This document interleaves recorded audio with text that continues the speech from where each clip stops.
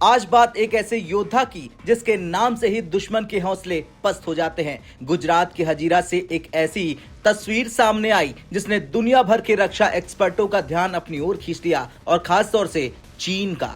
जी हां, प्रधानमंत्री नरेंद्र मोदी ने भारत के सबसे आधुनिक और स्वदेशी लाइट टैंक जोरावर का जायजा लिया। यह सिर्फ एक टैंक नहीं है बल्कि एल&टी और डीआरडीओ की जुगलबंदी से तैयार वो गेम चेंजर हथियार है जो लद्दाख की बर्फीली चोटियों से लेकर रेगिस्तान की तपती रेत तक भारत की संप्रभुता की रक्षा करेगा। आज के इस विशेष वीडियो में हम डिकोड करेंगे आखिर क्यों जोरावर को भारतीय सेना का ब्रह्मास्त्र कहा जा रहा है और कैसे ये एलएसी पर चीन की चालबाजियों का अंत करेगा। दरअसल सूरत के पास हजीरा स्थित एल&टी का ये रक्षा उत्पादन केंद्र अब स्वदेशी ताकत का गवाह बन चुका है। आपको याद होगा इसी संयंत्र में पीएम मोदी ने K9 वज्र स्वचालित तोप को राष्ट्र को समर्पित किया था और अब बारी जोरावर टैंक की है। प्रधानमंत्री मोदी का इस प्रोजेक्ट को खुद देखना ये बताता है कि सरकार रक्षा आत्मनिर्भरता को लेकर कितनी गंभीर है। ये प्रोजेक्ट मेक इन इंडिया की उस सफलता की कहानी है जहां सरकारी संस्थान डीआरडीओ और निजी क्षेत्र की दिग्गज कंपनी एल&टी ने कंधे से कंधा मिलाकर काम किया। साल 2024 में जब इसका प्रोटोटाइप पहली बार सामने आया तभी से दुनिया इस पर नजरें गड़ाए बैठी थी। अब बात करते हैं जोरावर की उन खूबियों की जो इसे दुनिया की बेहतरीन टैंकों की फहरिस्त में खड़ा करती है। दरअसल इसे पहाड़ों का राजा कहा जाता है। भारतीय सेना के पास फिलहाल T90 भीष्म और T72 अजय जैसे शक्तिशाली टैंक हैं, लेकिन उनका वजन 45 से 50 टन है। लद्दाख जैसे ऊंचे और संकरे इलाके में इन्हें तैनात करना और इनका संचालन करना एक बड़ी चुनौती है और यहाँ काम आता है जोरावर।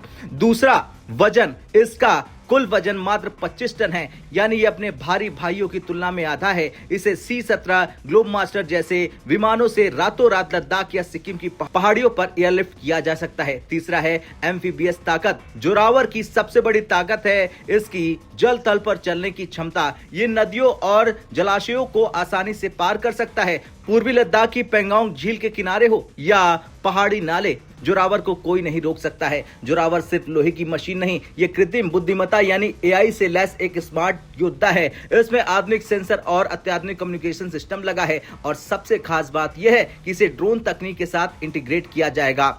इसका मतलब है टैंक के अंदर बैठा कमांडर ड्रोन के जरिए दूर बैठे दुश्मनों की लोकेशन देख सकता है और उस पर सटीक निशाना साध सकता है। इसमें एंटी एयरक्राफ्ट क्षमता भी है जो इसे आसमान से आने वाले खतरों यानी कि दुश्मन के अटैक हेलीकॉप्टर और सुसाइड ड्रोन से भी बचाएगी। इस टैंक का नाम 19वीं शताब्दी के महान डोगरा जनरल जोरावर सिंह के नाम पर रखा गया है। उन्हें भारत का नेपोलियन भी कहा जाता है, जिन्होंने लद्दाख, तिब्बत और बाल्टिस्तान जैसे दुर्गम इलाकों को जीतकर भारत का हिस्सा बनाया था। जिस तरह से जनरल जोरावर सिंह ने बर्फीले पहाड़ों में अपनी रणनीति से दुश्मनों को धूल चटाई थी, ठीक उसी तरह ये टैंक भी सीमाओं का प्रहरी है। डीआरडीओ इस वक्त जोरावर के कड़े परीक्षण कर रहा है। इससे लद्दाख की शून्य से नीचे के तापमान वाली ठंड और राजस्थान की तपती गर्मी दोनों में परखा जा रहा है। भारतीय सेना की योजना के अनुसार साल 2027 तक 59 लाइट टैंकों की पहली खेप मिल सकती है। हालांकि सेना को कुल 354 ऐसे टैंकों की जरूरत है और ये प्रोजेक्ट न केवल भारत की सीमा की सुरक्षा बढ़ाएगा बल्कि भविष्य में